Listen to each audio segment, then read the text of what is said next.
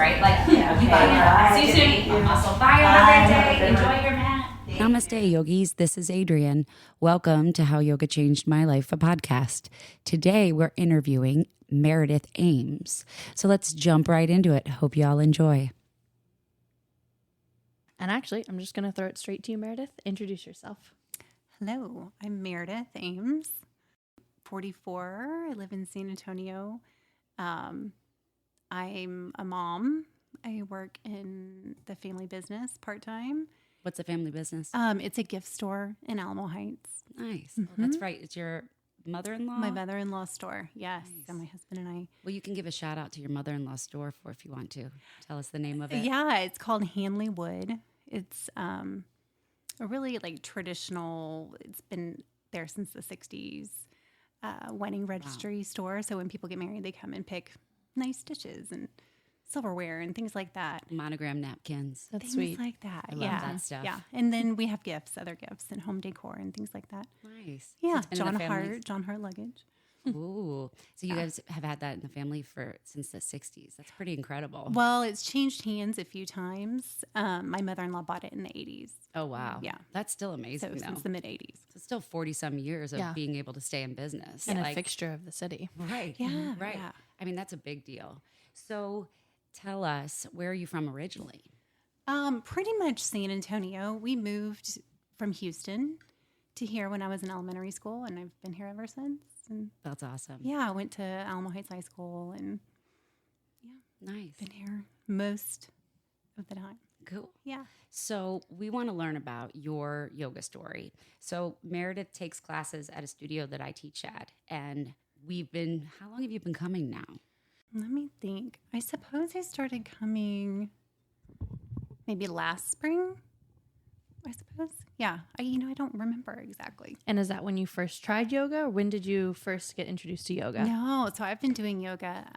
I started practicing right after my second child was born. And yeah, it's been my lifeline ever since. How'd you find it?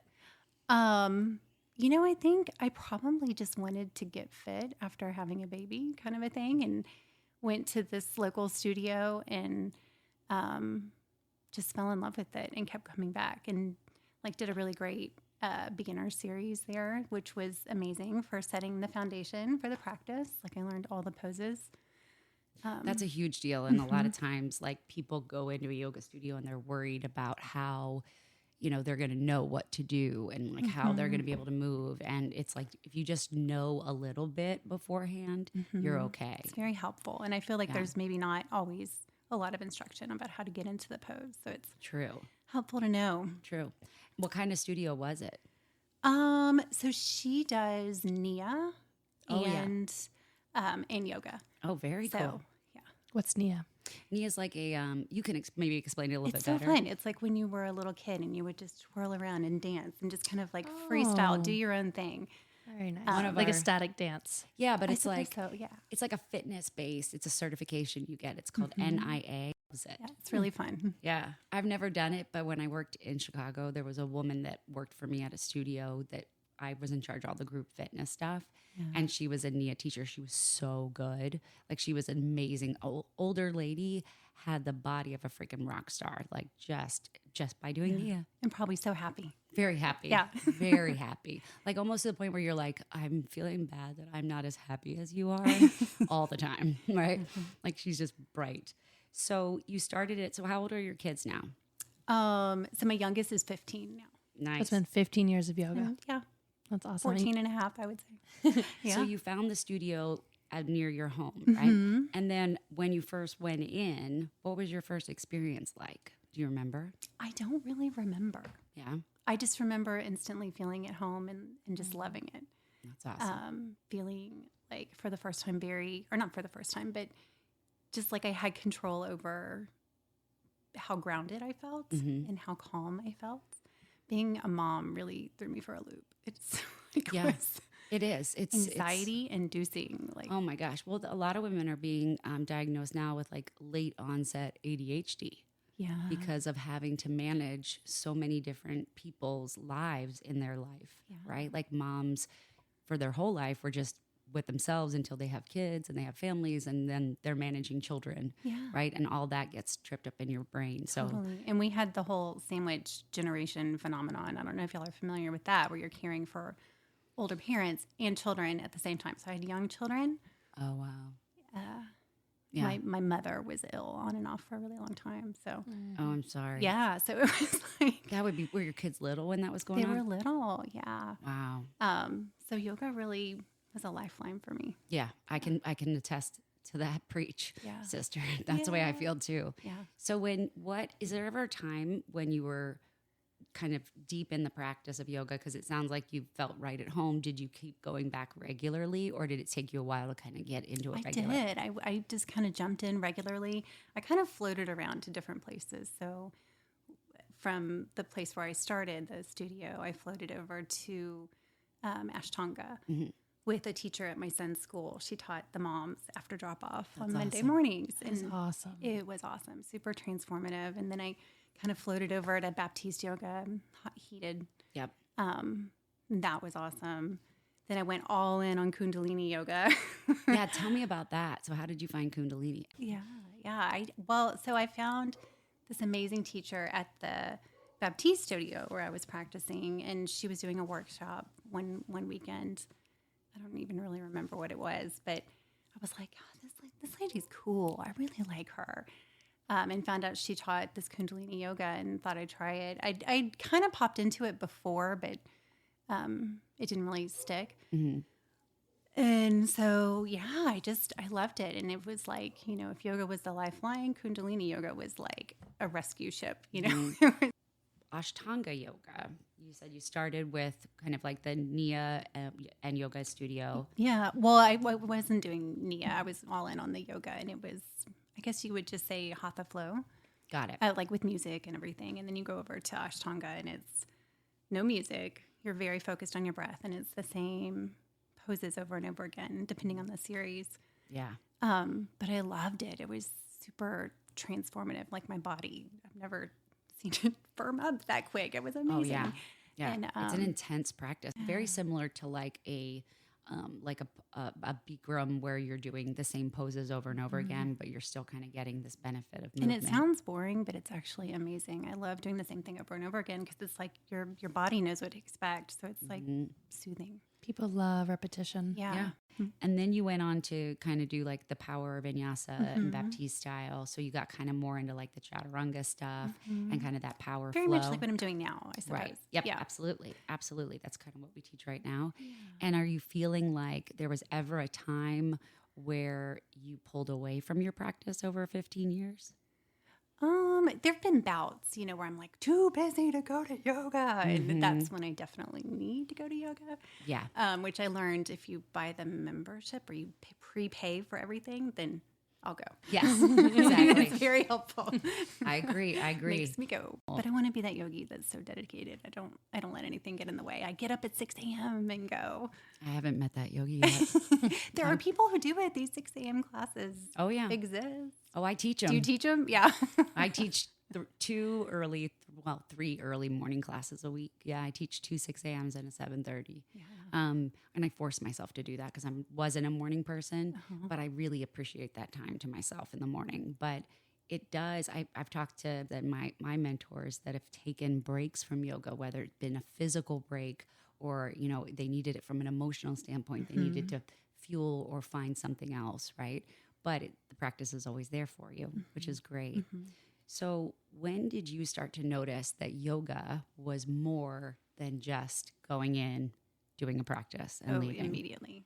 I was like, wow, there's this spiritual aspect. If you want to dive into that, that's there for you. And the breathing, was such a lifesaver mentally, emotionally. So I noticed that pretty quickly. That's very cool. Now, did anybody else notice it off your mat? Totally, yes. My kids would be like, Mom, did you go to yoga today? I can tell you didn't. So funny. When I'm like, my temper's a little short. People noticed. That's crazy. Definitely. Now, do your kids do yoga or have they ever tried it? So my son does not want to go there. I think he's done it like in school. but he's not interested. And then my daughter periodically will pop into a class. You mentioned this like sense of grounding and also that this instant feeling of a difference. What did that difference then look like off your mat? Well, being more patient. Yeah. Being calmer. And I suppose a little more confident. Yeah. And that change, did it influence any changes, outside of your yoga practice?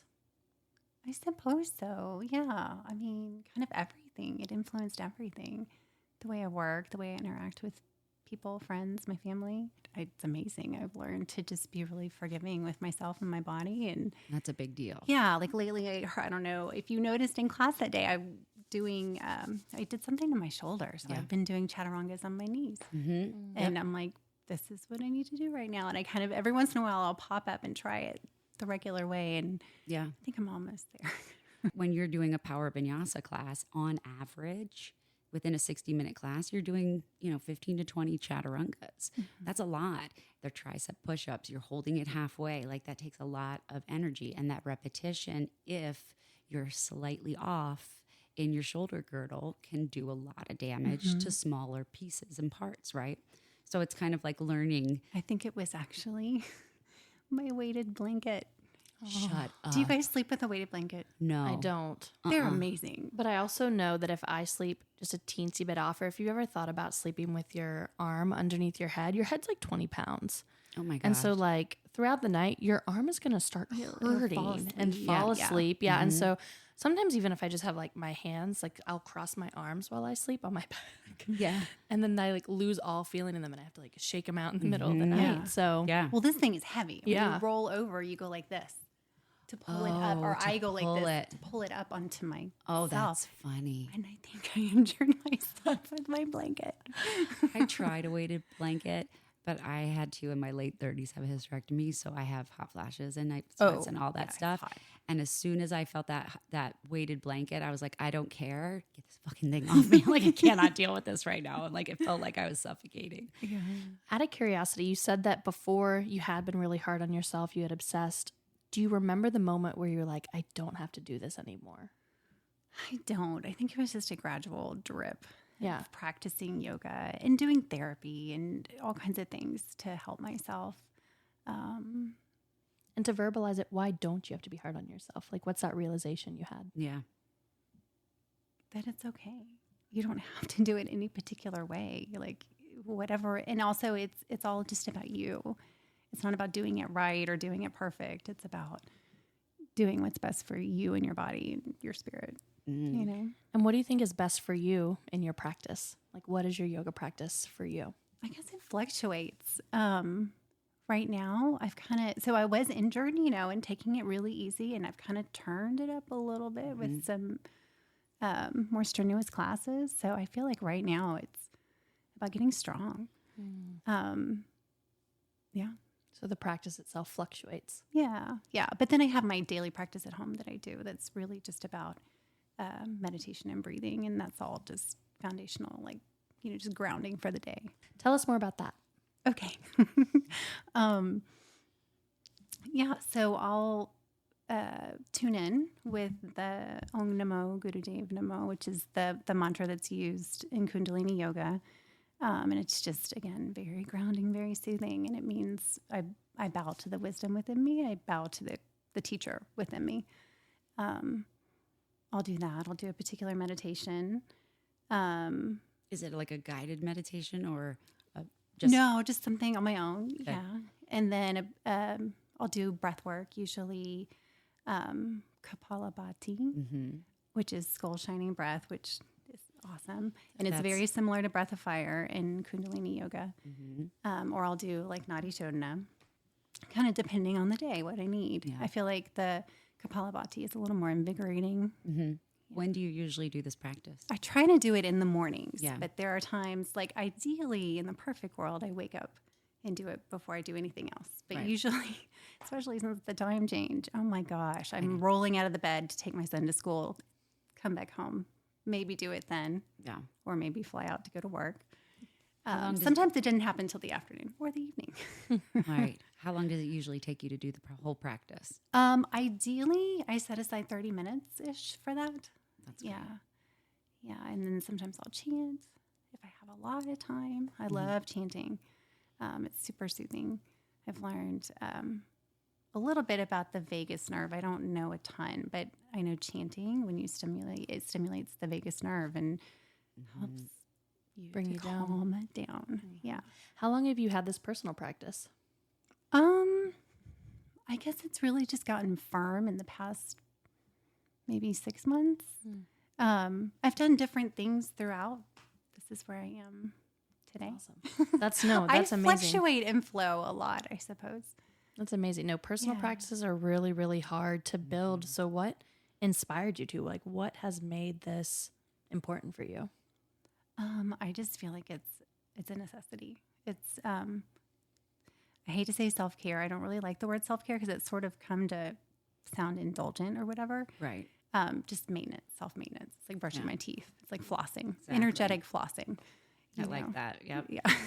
I like that a lot. Yeah. Yeah. And it's true. And did anyone help you with this personal practice? Totally. I mean, just all the training that I've done. I did a Kundalini training and I did an Ayurvedic yoga teacher training. Oh, wow. So through both of those, I learned a whole lot about breathing and meditation. So the first one, your Kundalini one, what was that? Was that a 200 hour? Did you ever do a 200 hour or was that was 200 hours? And then what about the Ayurveda one? It was 200 hours. So you've also. done 200 hour trainings. Yes. Nice. And 2 different styles too.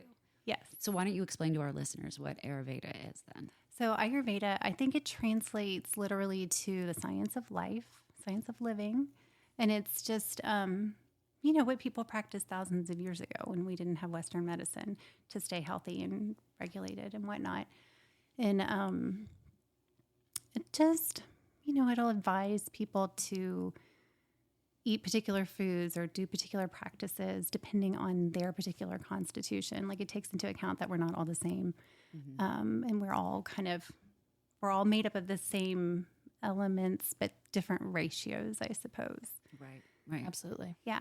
And it's all tied to like the actual elements of the earth too, right? Exactly. And there's different sides to it, like vata, pitta, Exactly. doshas, right? All of those kind of words are kind of all entangled with that practice, which is really cool. Out of curiosity, which Ayurvedic practices do you use? So I like to cleanse every once in a while. I learned I did my first cleanse during when we were all still home on the computer. And that was amazing. And it was so easy. It was easier to do it then because we weren't going anywhere. What was the cleanse? Like, what did you do? It was 2 weeks of basically the first few days and the last few days. You're just sort of easing in and easing out, cutting out sugar, dairy, meat, gluten, caffeine, alcohol, all those things. And you then get to the meat of the cleanse, which is just eating porridge for breakfast and khichdi for lunch and dinner. What is khichdi? Khichdi is rice and lentils, and you can put vegetables in there.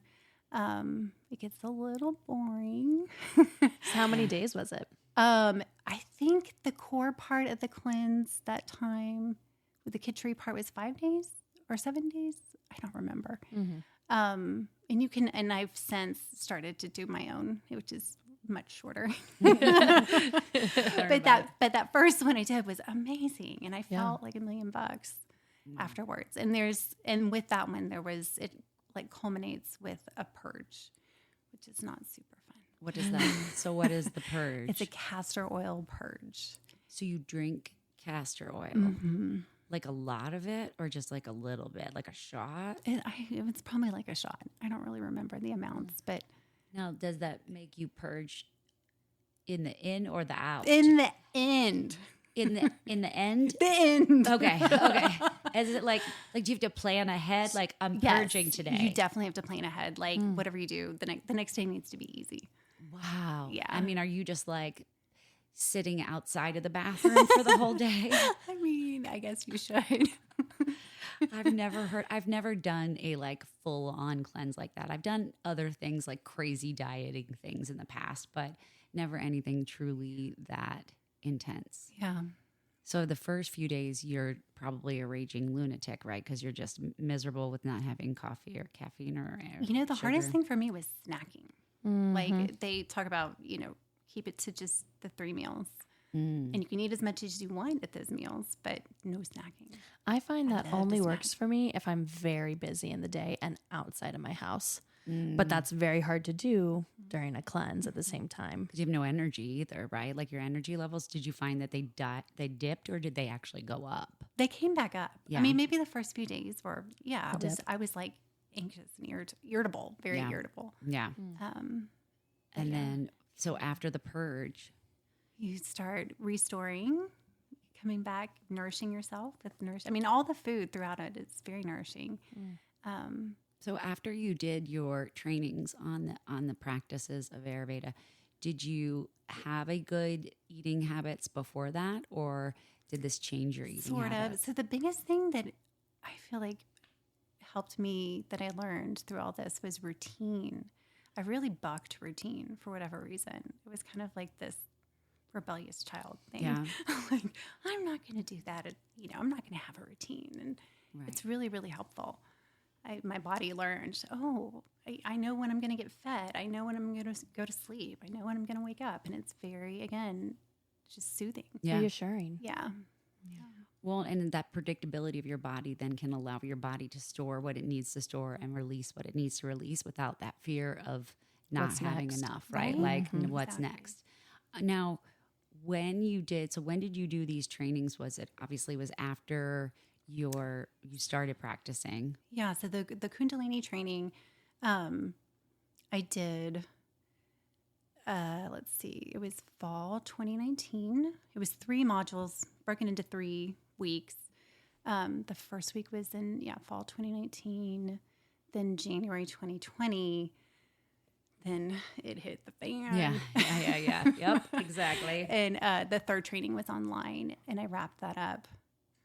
I guess that was fall 2020. Nice. Yeah. It was, so I've taken a big step back from it. It was a roller coaster. It was amazing. It was so transformative and powerful. And I loved my teachers, still love my teachers. It was amazing. But there were some things that happened that just were challenging to work through for me. And so I just kind of took a big step back from it. I still Right. obviously practice at home, but So I'm going to need you to elaborate on those there's a things. big story. Yeah, go for it. If you're comfortable. And don't worry because, yeah, I I mean, I Like guess I can- personally or within the yoga community? within the yoga community. So at the end, so I did my training in January 2020, came home. A few weeks later, a lady released a tell-all book accusing Yogi Bhajan, who was the man who brought Kundalini Yoga to the West. And like in training, you're talking all about Yogi Bhajan and what he says in his lectures and all this. Just accusing him of rape, abuse.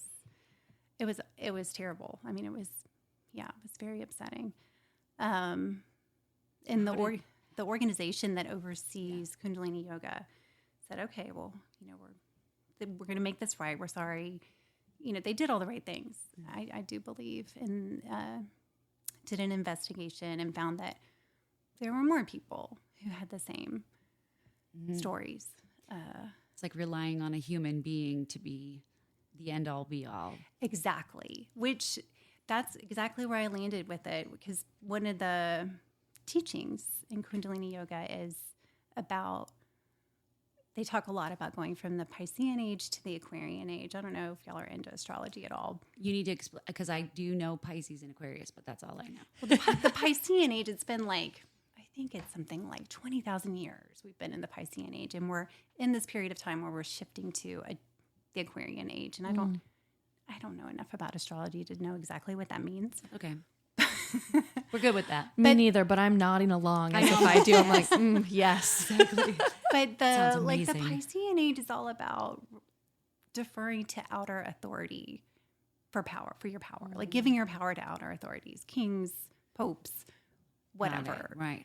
And the Aquarian age is all like they taught all about being your own authority. And so I felt like that whole thing was all just like another teaching about being your own authority. Yeah. And my whole experience was a teaching and being my own authority. Which I think it's a huge testament to your personal practice and probably how you were able to move through that, I'm assuming. Just because I know when something, I mean, for me, rocks my world and that community that I'm a part of, it's so easy to say, well, maybe I shouldn't be a part of this community. Maybe this community is not for me. You know, maybe I have to step back and find something new altogether, which is devastating when it's something like yoga because it feels so ingrained in the self. But if you don't have that personal practice, it's very hard to move forward for me. Oh, I agree. So did you find, so that was right during your teacher training, that was all happening. So I stayed and finished my training, and Did everyone stay and finish the training? some people left. No, some people left. Really? Maybe like half the people left, I suppose. Now, how It did was sort of hard to tell because the last one was online. Oh, right. Right. But How did the teacher trainees or trainers handle it? not as I wish they would have, I suppose. I disagreed with the way they handled it. Tell me more. I don't know if I want to talk about it too much. They disagreed with the mothership organization. Okay. They were just, thought it couldn't be true, and yeah, that was hard. It's so interesting because like working at a yoga studio, working at different yoga studios, there's still the human condition of, making mistakes, right? And not always being open for communication or the things that we say like, hey, we're yogis. It's like, are we all the time yogis? Yeah. Like, you're kind of an asshole at work sometimes, and we work in a yoga studio. So what's up with that? But I think that's just humans, right? We're all humans. Yeah. But it must have been a really like rocking time because here you are learning this beautiful practice and something that's so near and dear to you. And then you find out the guy who you've been like kind of taught about who helped, who trained my teachers. So they Right. were like direct lineage. Right, there. Yeah. right. And there's a lot of that in the yoga industry. There's a lot of, in any industry now too, which is good in the sense of, women finally have their voices to speak up and say what they feel and not be taken advantage of or feel like they have to do something.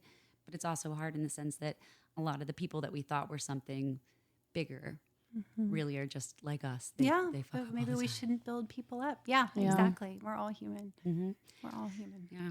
So out of curiosity, from your nearly 15-year practice, from this experience of discipline with your personal practice, of routines, what do you think people could learn from your story? The power of breath, the power of mantra. Those are things I would really like to share with people. Could you give me I want to hear an example from you of a time where like you've done breath work or you've done mantra work where it's literally you've had an aha moment?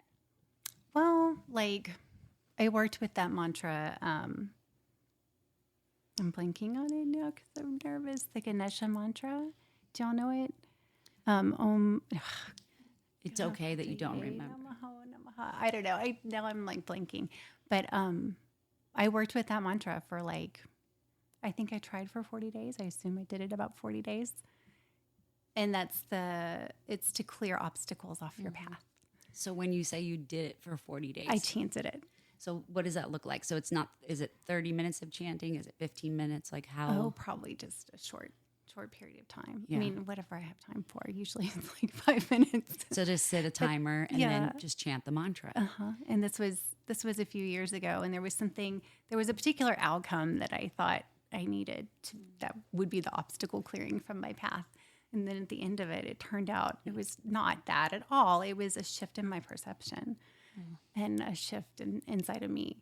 Ganesh does that. That cleared the obstacle. Yep. Yeah, it was powerful. It was amazing. So in addition to chanting the mantras, I will just kind of listen to them sometimes. Yeah. Cruising around in the car or like on at home, just softly. So that's really powerful. But what was the original question? What do I want saying people you were to know? you would want to share breath and mantra with others. Yeah. Well, and just that you are, you're in control. You are your own authority. Like, there are all kinds of things coming at us every day, trying to push us off of our course. Advertising, social media, just all kinds of things, trying to get your money or get your attention. Right. Right. And that you can, and I feel like a lot of it, underneath a lot of that is a message of there's something wrong with you and you need to fix it. So buy this thing or buy that thing or have a bottle of wine or whatever. Yep. Like there are all these fixes, and it's kind of the constant message. Yeah. And we can choose a different message, like through mantra. We can choose to send ourselves a different message. Meredith, thank you so much for being with us today and Thank sharing you. your story. Thank and you. I was This for so me, great. just amazing getting to know you a little bit more. Yeah, this absolutely. I thank you guys so much for doing this and having me. It was my pleasure. Hey y'all, quick note after our interview with Meredith. She wanted to share that when you are doing those cleanses, you don't have to take part in the purge. She doesn't want folks to be nervous or shy away from Ayurveda because of something like a purge. It can be done without that if that's something that feels intimidating or a little too much for you. Here comes me and Adrienne. What a interesting conversation with Meredith. I really appreciated the fact that she was open with us. You know, I just kind of assumed that everybody would want to shout and scream their yoga origin stories. But then I obviously realized that I'm asking people to go pretty deep really quickly. So I feel that it was really cool to see her open up and share, and specifically about her personal practice. Oh, yeah. I think the personal practice that she has is what was so impressive. A personal practice is a really hard thing to foster. I think perhaps for some people it comes very easily, but more often than not, a personal practice takes a concerted effort. It takes a concerted consciousness, and it does not come naturally, especially if you're so used to being in a yoga studio.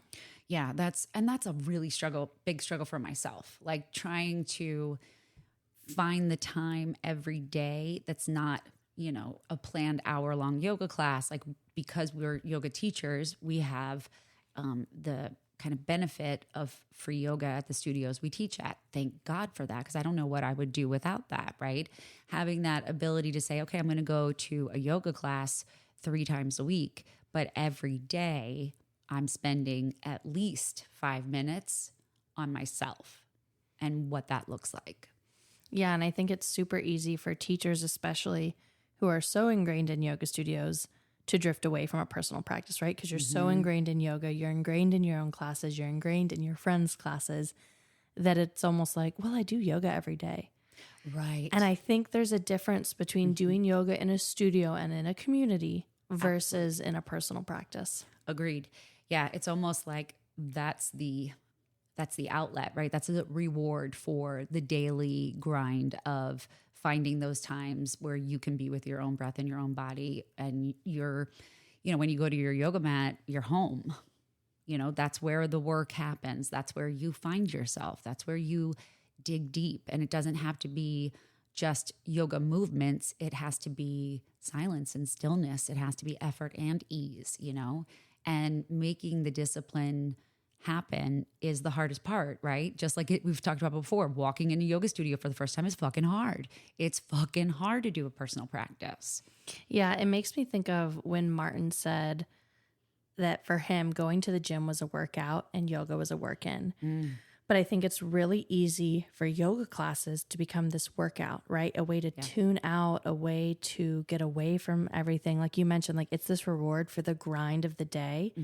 And sometimes a personal practice, and it's a spiritual practice, ultimately, is hard because it's just you. Exactly. You are sitting there alone on your mat and you have to figure out the path forward, which is tough.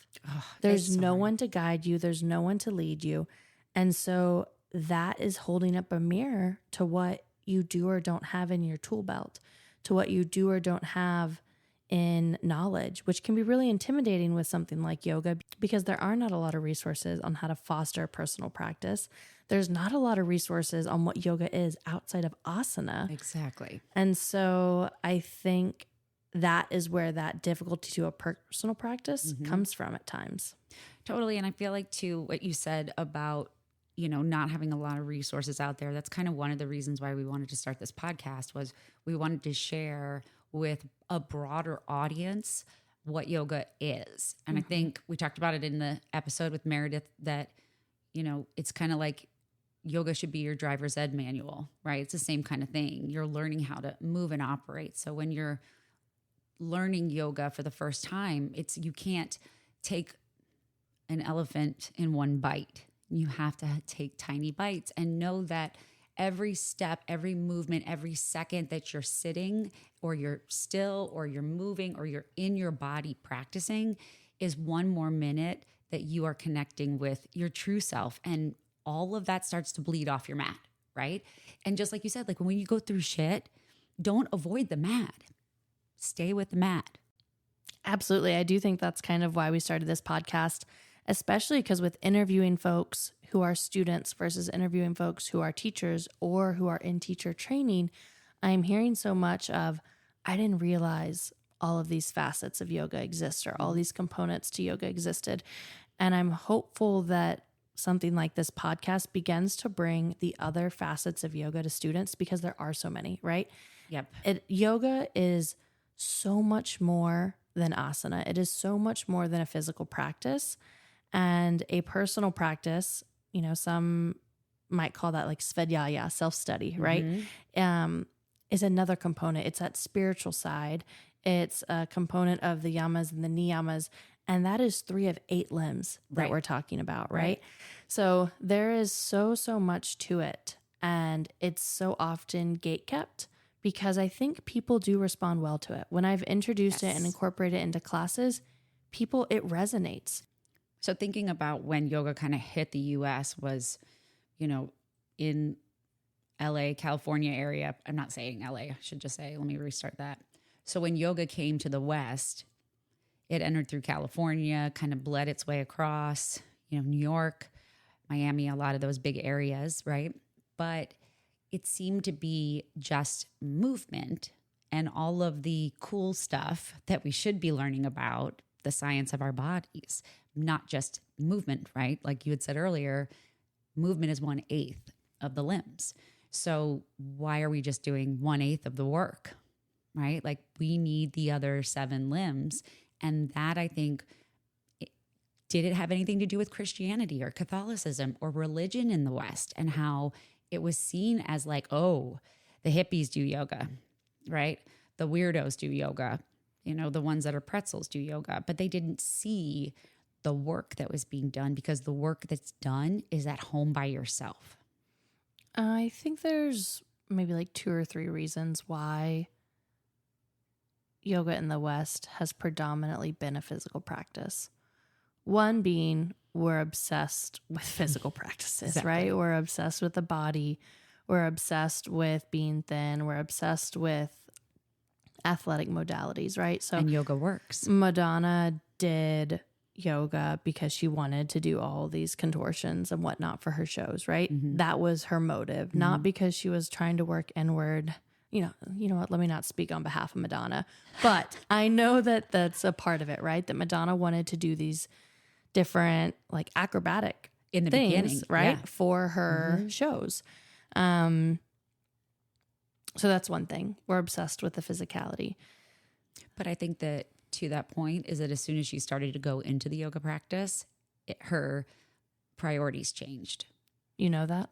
There was a quote by her at one point. I have it somewhere that I've written down that talks about like, let me look it up really quickly. Okay. And then the second thing I would say is that it is so much easier to financially capitalize on a physical practice, right? Oh, We've always had workout classes. We've always had gyms, and that is where people go and spend money, versus something like spirituality that we've have access to for free, right? You're not typically charged to go to church. Right. And exactly. so those things are not valued in a capitalistic society, which we very much so are. Exactly. So Madonna has a quote that says, yoga is a metaphor for life. You have to take it really slowly. You can't rush. You can't skip to the next position. You find yourself in very humiliating situations, but you can't judge yourself. You just have to breathe and let go. It is a workout for your mind, your body, and your soul. So I think it's interesting because I'm sure that when she started this journey of like, hey, I want to learn all these cool tricks, like that's that idea of getting that physical element that you're desiring. But then once you deepen into the practice, you're like, holy shit, there's so much more to this. And I think that's the experience of so many students. Yeah. I think what's tough is if you continue to just do the physical, you're missing out. Will you hand me that book? I just actually had a quote on this. Yeah. And actually, I literally just read a quote from this from my Meditations from the Mat. It's one of my favorite books that I got from YTT. And it says, for those of us who do not come to yoga with a mature spiritual practice already in place, there is a missing piece, even from the beginning. Oftentimes, this sense that something is missing manifests in a desire for more. More yoga postures, harder yoga postures, more classes per week. Flipping page, one moment. More workshops, more teachers, more styles, more technique. There is a restlessness. Out with the old routine, in with the new yoga routine. Out with the old job and in with the new job on the healing path. Out with the old community of friends, in with the new yoga pals. But our new awareness only serves to deepen our sense that something is not right. Our restlessness and our desire for more are actually useful indicators of our need for change. What we need is not to dig a new well, but to dig even more deeply in the well that we are already in. Ooh, I got chills. That was a good one. And so I think when people come to a yoga practice and they start to see this benefit, and when I say to a yoga practice, I mean a physical one, they start to dive deeper and deeper and deeper into that physical practice because they're noticing something. But you're still kind of, it's almost like you're in a rut versus digging deeper into the well you're in, right? Into yourself. And that doesn't come strictly from an asana practice. Hell no. And so I think that brings us back to a personal practice of self-study, of something that is off of your mat and off of like your community mat, right? Like off of your studio mat is so, so necessary because it requires you to sit with yourself. It requires you to sit with your mind, with your body, with your breath in a way that we don't typically, right? Yoga is this union between mind and body, between self and divine. It is a path towards enlightenment. And a yoga personal practice is the only way to get there. And it can't be just a practice in a studio. There has to be that personal practice. I think that's why it is so, so emphasized by yoga teachers in yoga teacher trainings. I mean, when I applied for my yoga teacher training, I had to write and explain what my current personal practice was. I was not allowed to be admitted unless I already had a personal practice and that commitment to myself, because otherwise YTT was going to be pointless. Right. Well, because if you go into YTT, now I will say that there's a lot of magic that can happen with absolutely no knowledge of anything with yoga and then jumping into a yoga teacher training. That's where we disagree. I know, but I don't think that's the end all be all. I think it's a step in the right direction. It's almost like doing like a intensive, right? And then having to then go back. It's more work, obviously, but if you have no idea what yoga is, then do an intensive, not a yoga teacher training. No, I because agree. if you don't know what yoga is, and then you are now saying, I can now teach you what yoga is, that bothers me. I agree with you on that. I don't think that because you get a 200 hour, that means that you're a teacher. It's not a job placement program. But it is. I mean, it's what we're allowing them to do. In most studios, that's true, but I don't think that that's what it should be about. I think it should be about the self-study, understanding how to incorporate it, because some people, they need that. They need like, here's an outline, right? I don't believe that every person that goes through a 200-hour teacher training should ever be teaching. I don't believe that everybody should, period. If you want to learn about yoga, then by all means, do an intensive training, do some sort of training that's outside, bits and pieces. You don't have to jump into a 200-hour, right? That's like not necessary. It's necessary to have a foundation of a 200-hour and more learning and more self-study and a personal practice to be able to teach yoga. That's what I think. Yeah. So I think we're in agreement, but just kind of slightly not. Like you wouldn't say to somebody that's brand new, go do a 200-hour. I wouldn't say that either. But if someone came up to me that just started yoga and said, I have this opportunity and they have a desire, then I'd be like, go for it. But don't expect to be, getting a job after this, because I don't think that as studios, a lot of times studios use it as a profit, a money-making thing. Right. I think what's tough is, though, once you finish that teacher training, yes, the studio that I trained at won't hire you, right? Mm-hmm. Me too. You had to work for it. Certain studios won't hire you, but so many will. You are now technically qualified according to Yoga Alliance to teach yoga. Yeah. And so that's where it comes from. And I agree with you on that point. I get it, what you're saying now. That makes sense. And it's because of Yoga Alliance, which is, for those of you listening who aren't yoga teachers, it's basically a nonprofit that helps to govern the education and the credentialing of all yoga teachers. It's separate. And helps is a loose term. Yeah. It's just a place where if you wanted to find someone who's trained, then you could go to their site and find people. You could see reviews. You could, sign up for continuing education stuff. Yoga Alliance, unfortunately, because it is a nonprofit, is not seen as valuable as in NASM, ACE, personal training certifications, kinesiology, college degrees in sports medicine. They just look at the 200-hour as like, oh, yeah, go get that. Good. But that doesn't give you anything more. It's like the only governing body that we have, but it's a governing body that not many people respect. Correct. But simultaneously, you have to abide by it in order to move forward more often than not. Yes. And I just feel like learning about what you love, it should be personal. It's about learning how to love yourself. And that's hard. It's really, really hard. It's so much easier for us to waste time during the day getting on Instagram, scrolling through TikTok. Don't forget to follow us if you haven't already at Yoga Changed. But at the end of the day, you're left with yourself. And so if you like living miserably, go for it. No one's going to fucking tell you what to do. We're just suggesting that you set aside a few minutes a day and build up from there to work on noticing your breath, right? Starts there. Noticing your thoughts. How do you control them? Maybe it's journaling. Maybe it's writing. Maybe it's some sort of outlet that you give yourself in stillness or in movement or in writing alone, not with distractions. And you can find that time. It might be in the bathroom at work for 5 minutes. It might be sitting under a tree outside. It might be sitting on your couch in your living room, but make that time, because it's just like you wouldn't walk out the house without, brushing Keys and your a teeth, phone. keys and a phone, right? You're not going to walk away from your day without having those few moments of stillness, silence, or just connection with yourself, whatever that looks like. And then all the rest of the stuff is gravy, right? Yeah, I know that the few times where I have walked away from a personal practice has been really brutal. I feel like it happens in those periods of life where you feel like you don't have time for it. When you feel like you don't have time for it, that's when you need it the most. Exactly. So when I first started teaching in a middle school, I mean, my whole life was consumed by it. And I just felt horrible. I mean, daily. And finally, one of my coaches, Naisha, who's also a yoga teacher now as well. So cool. Anyways, said to me, well, what are you doing to take care of yourself?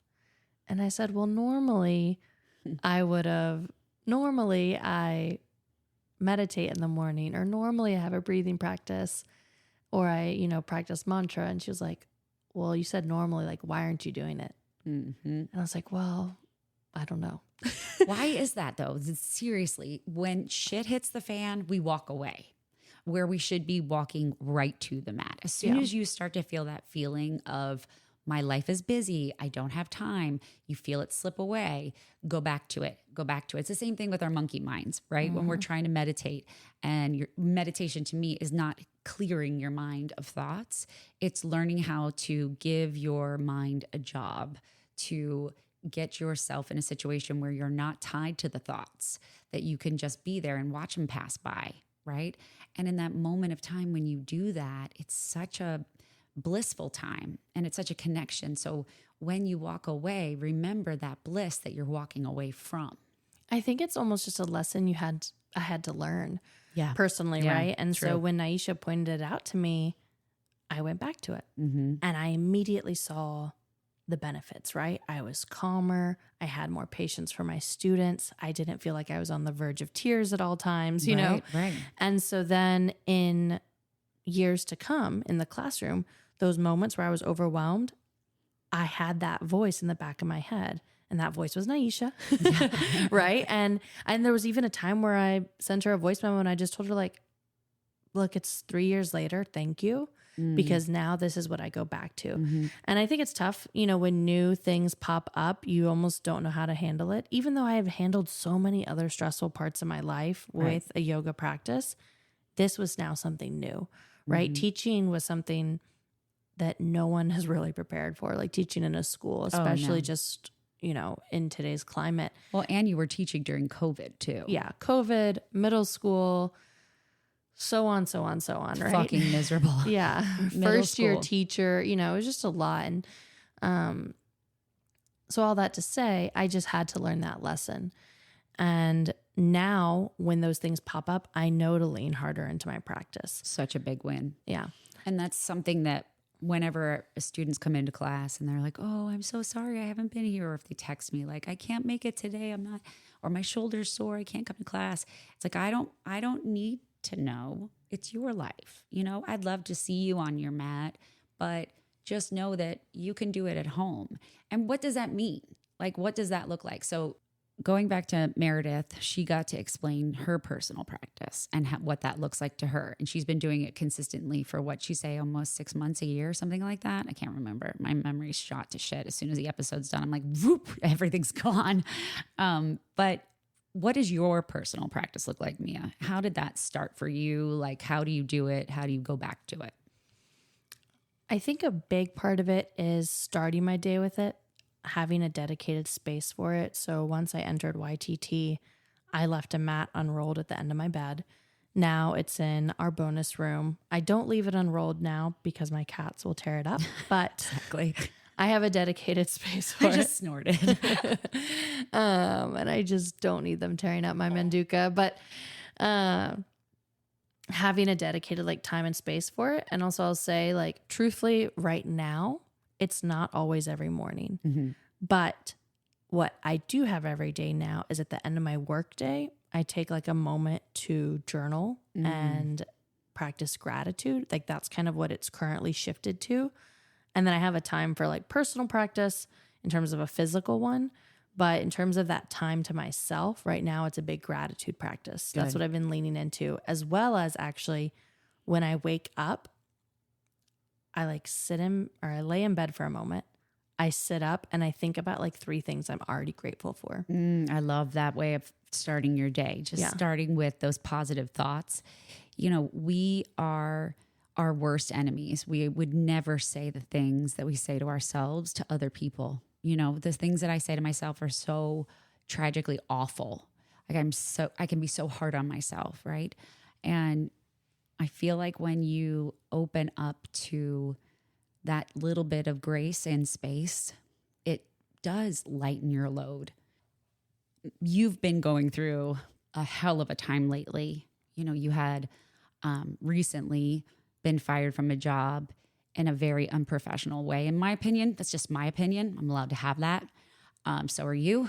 And then you bounce back, got a fucking amazing full-time job that you are loving and that is fueling you instead of bleeding you dry. And that's a big transition to go through, to go from a job that was very much a personal part of your life, very personal to your relationships, and then to go into something that, you know, is kind of more, I'm doing this job. It's like a routine, like I'm getting to know different people. But did you keep your practice through all this time? Yeah, I would say actually my personal practice is what maintained more so. I had been working in the yoga world, right? And that's what I was let go from, which was super hurtful. Yeah. It was really, really sad, and it shaped kind of how it almost made me hesitant. I don't know if that Totally. makes sense. Well, when someone shoots you down and cuts you down and says you're fired, via email, that is a punch in the gut. Yeah. So, I mean, and then what's cool at the same time is a lot of opportunities opened up from it, right? So there were other yoga spaces that wanted me to jump in, and are yoga spaces that want me to jump in. But I almost just took a moment to say, like, okay, I just want to be with myself. I have been giving myself to this yoga space, this yoga community, and I loved it. I loved the community there. And so rather than just jumping into another one, which is very natural, I just want to be with myself. So I still teach at 2 other locations, but instead of adding more classes to my schedule, which both offered to me, or actually and even a third offered to me, which was really generous. And I love the way that they just came around me in another form of community. They embraced me. Which was huge for me in the moment. Like that very day I was at another studio and just everyone there was so loving and supporting, which I think helped cushion it a lot for me. But it's still there because I just knew that I needed a little bit of time to myself, which I told them too. Like, I just need to figure things out. Yep. Like you mentioned, I also have a new full-time job, right? And so I also want to figure that out a little bit before diving into the yoga world. But I've also told them, like, that's where I want to be. Yeah. I just kind of need a minute because it was just, I mean, as simply as possible, hurtful. Yeah. Yeah. And that's the hard part about putting yourself out there, being vulnerable, being open, living and showing up as a yogi, right? And a yogi is everybody. There's a yogi in everyone. It is someone who is universally connected, universally cared for, universally loved, and can give all of that back. We are way more alike than we are different. The problem that we run into is our egos. And I think for me, my personal practice of sitting, of being with my crazy thoughts, and trying to tame that kind of Tasmanian devil, idea, and ridding myself of these, constant negative thoughts of my own, the way I look at myself and trying my best to push past those feelings and see what is really there. And what's really there is not bad in any of us. Okay, maybe like some of the serial killers, but I don't really know that much detail about that. I just listen to true crime. What Up, my favorite, murder, and Morbid, my 2 favorites. But anyway, I digress. The idea of pushing past the negative, and no one can do that for you. No one. Yeah. I didn't even expect us to go down this tangent, and we'll bring it all back together soon here, y'all. But yeah, I think this is just another reflection for me, at least as in terms of how yoga has changed my life, right? My yoga practice is the only thing that's always consistently been there. Yep.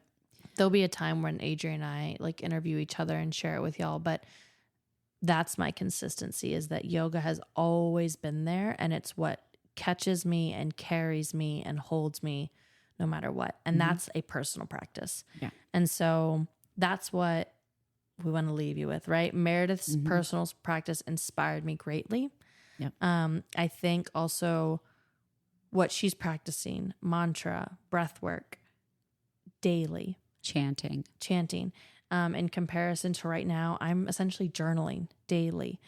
Some people, it's an additional physical practice at home. And I was actually just listening to another podcast that a friend of mine was on, where she talked about her spirituality practice and just that it morphs and changes. It does not have to be the same thing over and over, which I think sometimes we think about in terms of routines or habits. It has to be the same thing. Doesn't. But a personal practice is going to change and adapt and grow with you. My personal practice is kind of one of those things where I do in the morning. Usually my best is right before I'm about to teach a class, early morning, when I get that hour of time to myself in the studio, where I have time to set up, where I have time to practice a little, where I have time for silence and stillness, right? And being able to clear my energy so that I can hold space for other people.